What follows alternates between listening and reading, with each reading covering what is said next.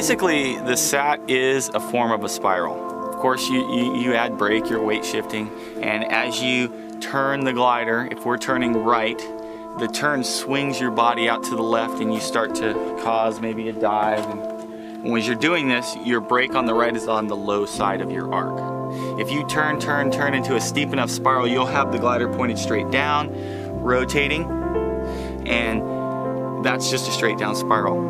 For a sat, you've got to turn so far that the tip that you're not giving brake on goes down towards the horizon and the brake becomes on the high side. So you turn it, and as it comes down from 45 to straight down, you need to quickly pull a lot of brake to get the tip down and the brake on the high side and you starting to rotate backwards.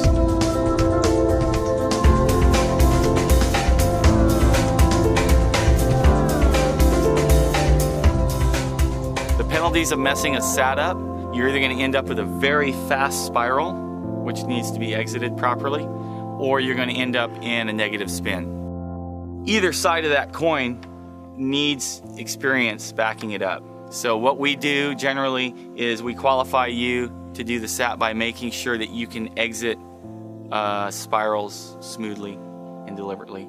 And we also like to know that you've had some experience doing stalls and spins, which isn't entirely necessary, but we like to have that. We'll talk a little bit about the posture, which is basically how you're going to hold your body and how you're going to hold your brakes. Depending on your glider, what I do is I take a half wrap, reach my hand through the brake toggle and grab it at forefinger, and then I'll take another wrap on top of that. It's important that the wrap happens on the bone of your hand. You don't want it in this joint here because it can give you some problems. On the other side, you want to have no brake being applied, and I grab up about 3/4 of the way onto the riser for support.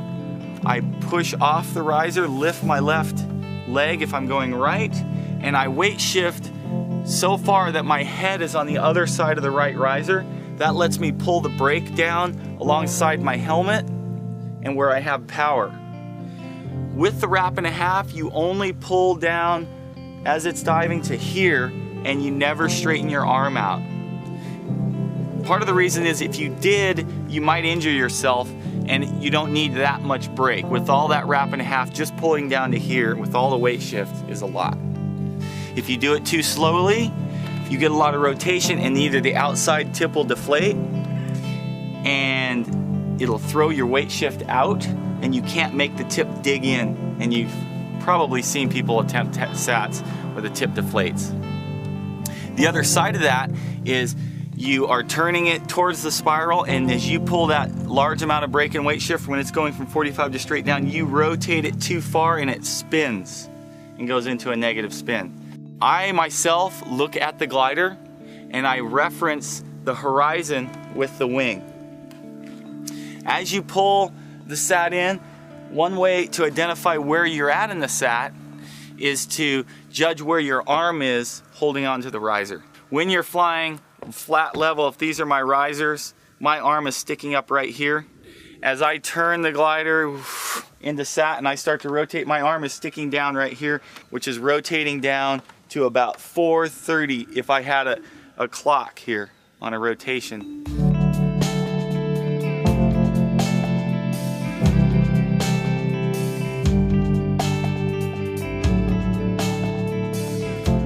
If you rotate past that 435 and 6, it's spinning. You're going to go onto your back. If you notice it quickly, you can release the wrap, let off the riser and add outside brake, and it'll come right back out of it. If you're spinning it, it spins through, it goes around a rotation and a half, it throws you on your back, then you should probably stall it, hold it. Remember, you got a wrap over here and not over here. Let your wrap out, come back to even, ease up till the glider opens up and gets more overhead, and let it out of the stall like you normally would. If you do spin out a sat and you hold it for a rotation and a half and it throws you into a stall and you stall it, you've got to remember to let the wrap off of the side you had the sat, because otherwise when you ease up and you go to come out of your stall with one wrap and one not and you forget, the glider will go out sideways. those are the two sides of the spectrum between not pulling quick enough and hard enough to pulling too quick and too hard and spinning the glider. Basic parts of a sat are to make sure that you have the correct posture and you have the brake and your weight shift correct, to make sure that you have a sense for the timing on how to really pull that last part of the brake as the glider goes from 45 to straight down. You really need to pull to get the tip down below the horizon and the brake on top, as well as being committed, because when the tip goes down, it's a strange feeling. And if you're not committed to it, often people will release a little bit and it'll come out. The good news about when you get the sat and you've got it, all you need to do is just let off. The wrap, let off. When you do that, let the forces throw your weight shift outward. You can link up with a little outside brake. Then go back to center as you're going to be coming out in a spiral. As you see that you're going to be swinging up, you want to exercise the same procedure as exiting a spiral smoothly, which may be going back into the turn, but not enough to make it dive down at the ground, just enough to dampen it out. And that's that. So basically, once you release the brake for the sat, it's going to throw you out into a spiral, and you want to just exit that spiral just as you normally would. The thing about coming out of a sat is when you're in it, you start to think that you might not want to just release.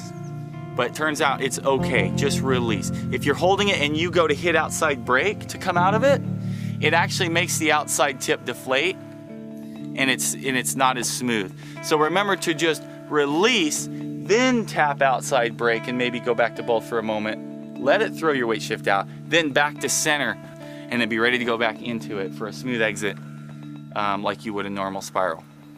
A sat is very dynamic feeling for the pilot because you start out with a very large circle arc, and when you enter into the sat, you drop the radius of that arc down to almost half.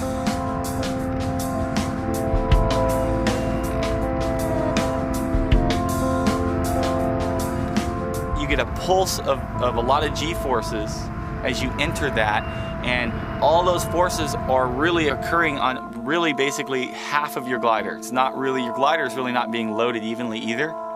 So if anything's going to break your harness, your glider, or you in this stuff, it's probably going to be a sat. As far as doing it dynamic, doing a maneuver that's where you're not having line slacking problems, this is really the most aggressive thing I've seen for glider and body, and harness too. So keep that in mind. Anytime that you see your buddies doing a sat or you're thinking of doing a sat, you got to know you're trusting your equipment.